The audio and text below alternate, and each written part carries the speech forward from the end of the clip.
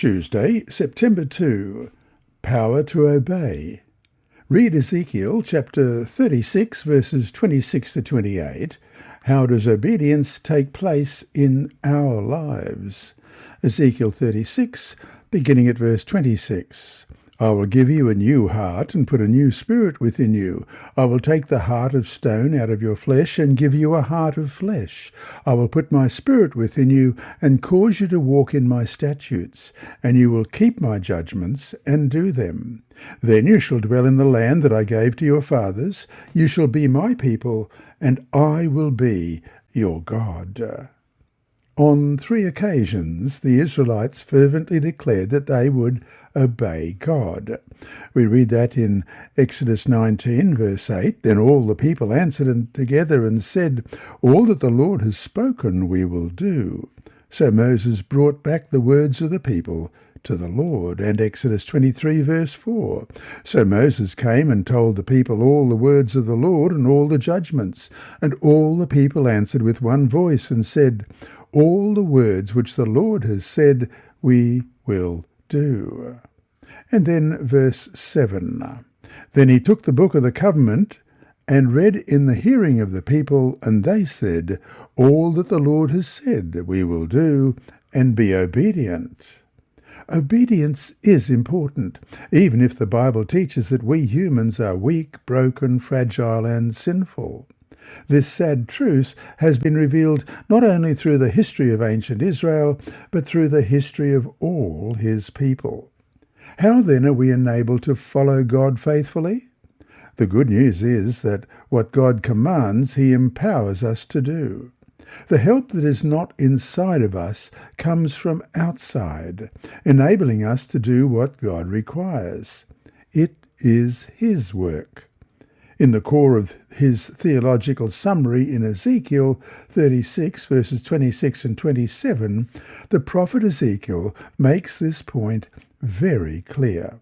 Only God can perform a heart transplant, and he does so by removing our heart of stone and replacing it with a sensitive heart of flesh.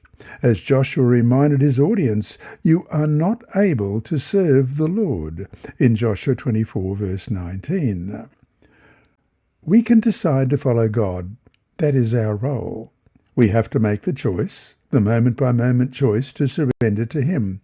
And that is because we do not have the power to fulfill even our conscious choice to serve him. But when we give our weakness to God, he will make us strong. Paul says, when I am weak, then I am strong, in 2 Corinthians chapter 12, verse 10. Notice the divine I in Ezekiel 36, verses 24 to 30. For I will take you from among the nations, gather you out of all countries, and bring you into your own land.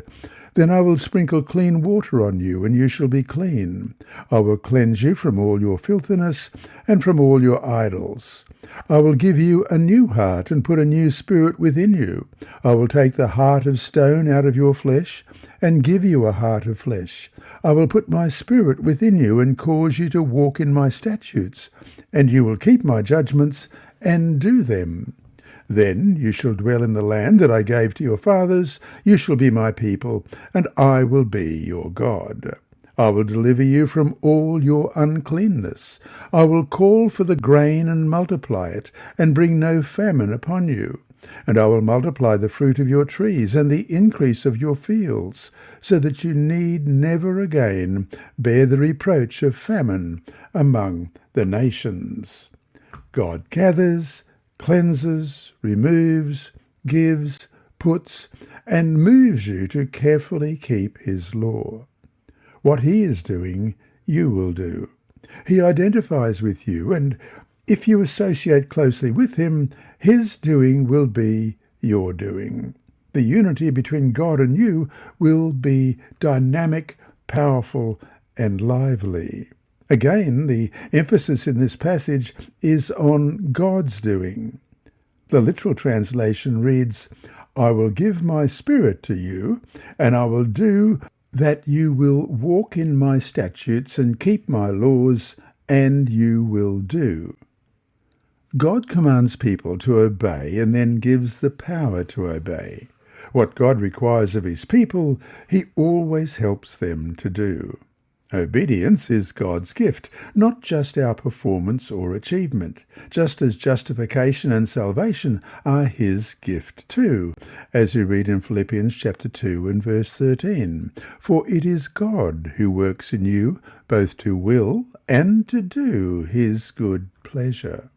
And so to finish today, if we have been promised the power to obey, why do we find it so easy to fall into sin anyway?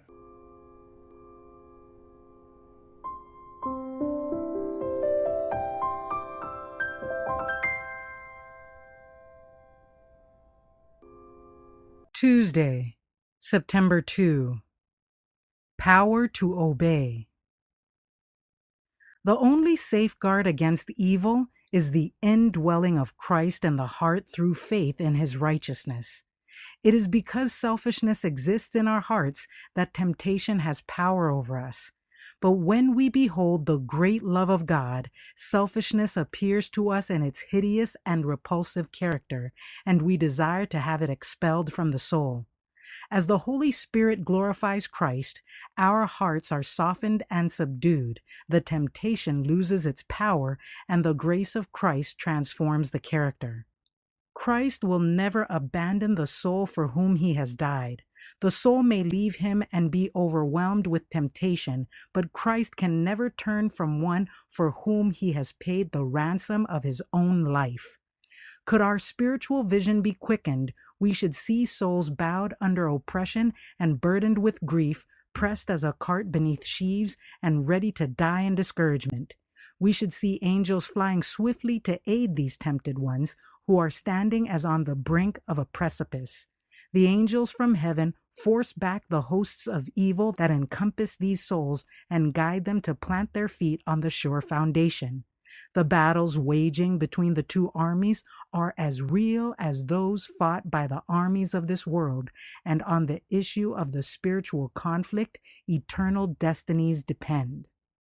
To us, as to Peter, the word is spoken, Satan hath desired to have you, that he may sift you as wheat, but I have prayed for thee, that thy faith fail not. Luke chapter 22, verses 31 and 32. Thank God we are not left alone. He who so loved the world that he gave his only begotten Son, that whosoever believeth in him should not perish but have everlasting life, John chapter 3, verse 16, will not desert us in the battle with the adversary of God and man. Behold, he says, I give unto you power to tread on serpents and scorpions, and over all the power of the enemy, and nothing shall by any means hurt you. Luke chapter 10, verse 19. Live in contact with the living Christ, and he will hold you firmly by a hand that will never let go. Know and believe the love that God has to us, and you are secure. That love is a fortress impregnable to all the delusions and assaults of Satan. The name of the Lord is a strong tower. The righteous runneth into it and is safe. Proverbs chapter 18, verse 10. Thoughts from the Mount of Blessing, pages 118 and 119.